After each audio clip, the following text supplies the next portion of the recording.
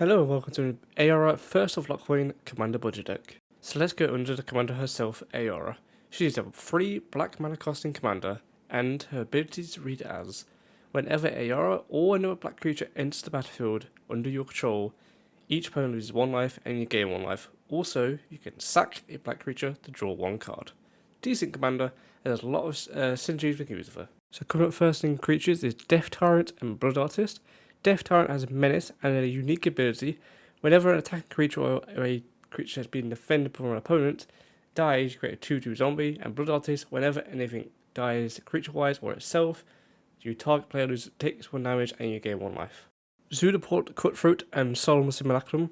For the first, whenever a creature dies, every opponent takes 1 damage and you gain 1 life. And Solemn Simulacrum allows you to get 1 land for free, and whenever it dies, you draw a card. Pretty nice, very good card, and staple in most decks you'll see.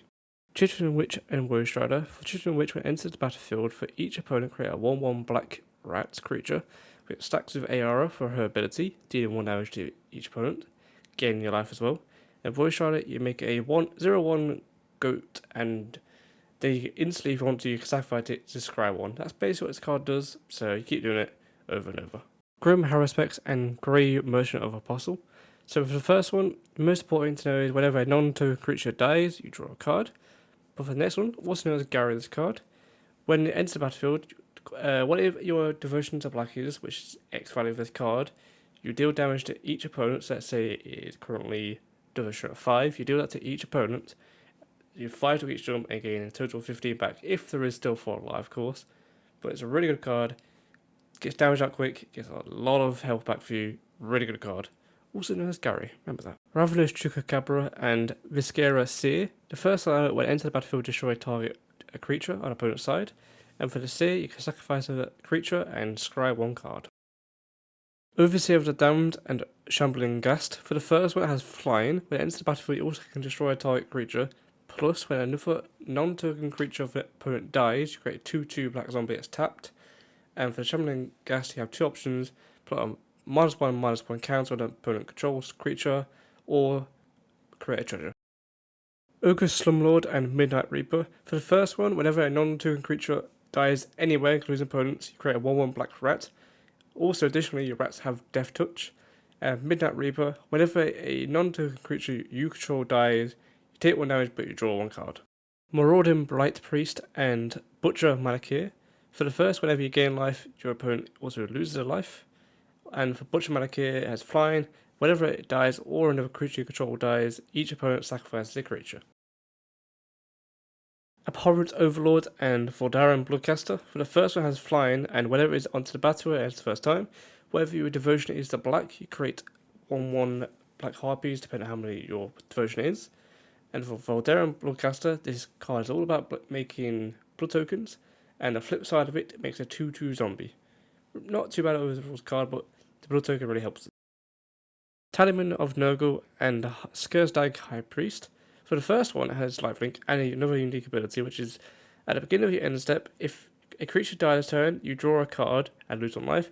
If 7 or more died this turn, you draw 7 cards and you lose 7 life. And the High Priest has Morbid, which you tap 2 untapped creatures and creates a 5/5 black demon. Only use it though if you've actually killed someone this turn.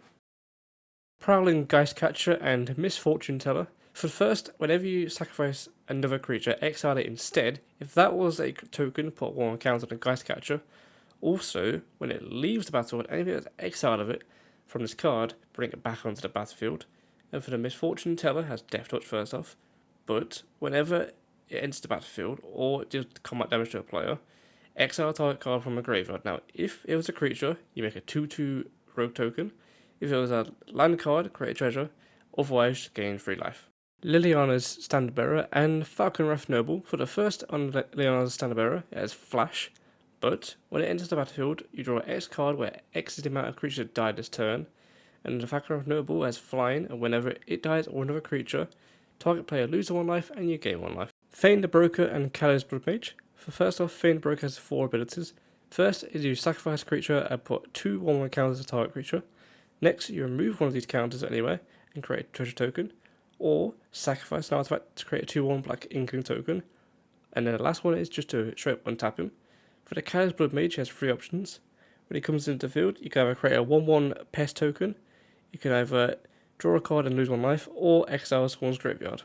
Zentrum Bandit and Underworld Hermit. For the first, whenever you deal damage with the bandit, you can pay 1 life and get a treasure token. And for Underworld Hermit, for each black devotion again, you can create a 1/1 squirrel token for yourself. Same as your other ones, black devotion. Undercity Scrounger and Skullport Merchant. The first one allows you to tap it for a treasure token. The second one, when it enters the battlefield, you create a treasure token. Also, you can sack a creature or a treasure to draw a card. Novice Occultist and Guildsworn Prowler. The first one, whenever it dies, you can draw a card but you also lose 1 life. The second one has Death Touch, but when it dies without blocking, you can also then draw a card. Dusk Legion Zealot and Darkside Chef. For the first one, when it enters the battlefield, you lose 1 life but draw a card. And for the Chef, you can sacrifice a creature or artifact and draw a card. Disciple of Perdition. So, when it dies, you may choose one, or if you have exactly 13 life, you may choose both. The options being, you can draw a card but lose 1 life, or you can exile target opponent's graveyard, that player loses 1 life. And now moving on to our sorceries. First, we have their Number is Legion and Read the Bones. Their Number of Legion reads as, create X 2/2 Black Necro Warriors. So, the X you put into this is the amount you make. This can also be used from your graveyard, which is absolutely incredible as a card. This card can make insane value in tokens. And for Read the Bones, you scry 2, draw 2, and then you lose 2. And the first one also gives you life equal to the amount of artifacts you control, before I forget. Ghoul's Night Out and the Cosmic Hex. For the first one, for each player, choose a creature from their graveyard. Then, you return that creature to your side of the battlefield. It is then a black zombie in addition to its other types and gains Decayed. Then, for the Hex, for each player, they sacrifice 6 creatures, then you gain 6 2/2 black zombie creature tokens. And for a final sorcery, Feed a Swarm, destroy target creature or enchantment opponent controls, you lose life equal to its mana value. Next, we have our instant spells. They are Sizat's Will and Murder. Sizat's Will reads as follows: choose one, or if you control a commander, you may choose both. The options are, each opponent sacrifices a creature they control with the greatest power. Then, the other option is exile all opponent graveyards, then create an X01 Blackfall token, where X is the power amongst the greatest exiled this way. And for murder, you destroy a target creature. And for a final instant spell, which is Undying Malice. Undying Malice allows us for, until end of turn, target creature gains, when this creature dies, return it to the battlefield under its owner control with a 1/1 counter on it. And now for our artifacts. Let's start with these two, shall we? Charcoal Dime, which allows us to tap for our black, and Lantern Revealer. A Lantern Revealer allows us to tap for one colour of any we can choose, but also we can pay 4, look at the top card of the library. If it's a land, you may play that onto the battlefield tapped. If you don't put that card onto the battlefield, you may put it onto the bottom of your library. Next is Mindstone and Bag of Devouring. Mindstone is just a mana rock, also we can sack it to draw a card. Bag of Devouring though, you can use it to sacrifice another artifact or creature to draw a card, or sacrifice the Bag of Devouring itself for a D10, return up to X card from among any exiled with the Bag of Devouring, and return the amount which is whatever you rolled on a D10. Prismatic Lens and Waverer's Bauble. Prismatic Lens is basically just more mana, and for the bauble, you can sacrifice it to find another land onto the battlefield tapped. Pretty simple, nice cards. Liquid Metal Torque and Arcane Signet. For the Torque, you can tap it for 1 colourless, also you can tap it to make a target permanent into an artifact. Also for the Arcane Signet, simple, which is turn it into any mana of your colour's identity. And now for our enchantments. Ghoulish Possession and Nurgle's Rot. For Ghoulish Possession, whenever one or more non-token creature dies, create a 2/2 black zombie with Decay. This ability works once a turn.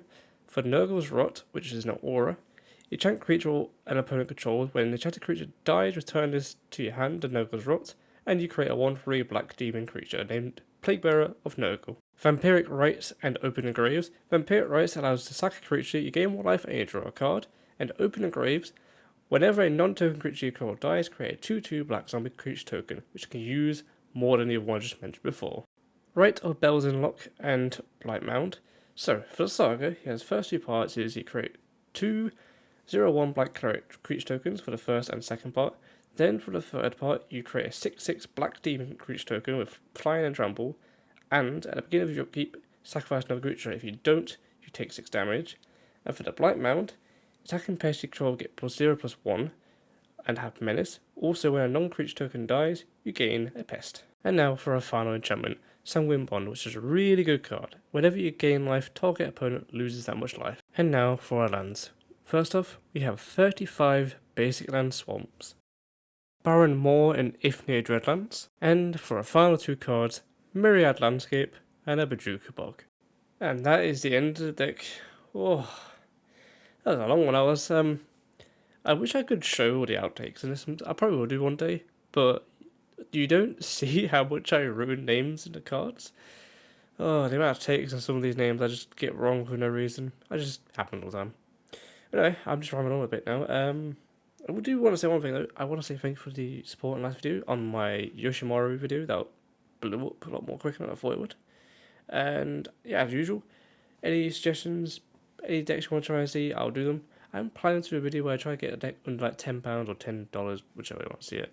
As cheap as I can, but as effective as I can. Could be an issue to see how I'm going to do that, but I'm sure I'll find a way. Apart from that, though, been a pretty good one. I love Ayara as a card. It's very strong if you get combos off of her. Like I said, we have combos instead that does you gain life, you deal damage, you take damage, you deal damage over and over. You use ping damage for one over and over. People wouldn't get very annoyed with it, but yeah, it's a playstyle. But yeah, it's been a video as usual. Anything you want to see in the future, put down below. Any comments you want. If you, after my last video, I had some comments, people saying they're trying the deck out. It got me a bit excited to see, and maybe a bit happy to see as well. I did. But yeah, until the next one, usual like the videos. So if you want to see more, there's a playlist of all the videos done for Commander decks. I will be making a metric ton of them. Because we do have Lord of the Rings set coming out soon, so that'd be interesting. Tom Bombadil one? I'm joking. That can't be about £30. Anyway, I'm just rambling on now. Thank you for watching, and I will see you all next one.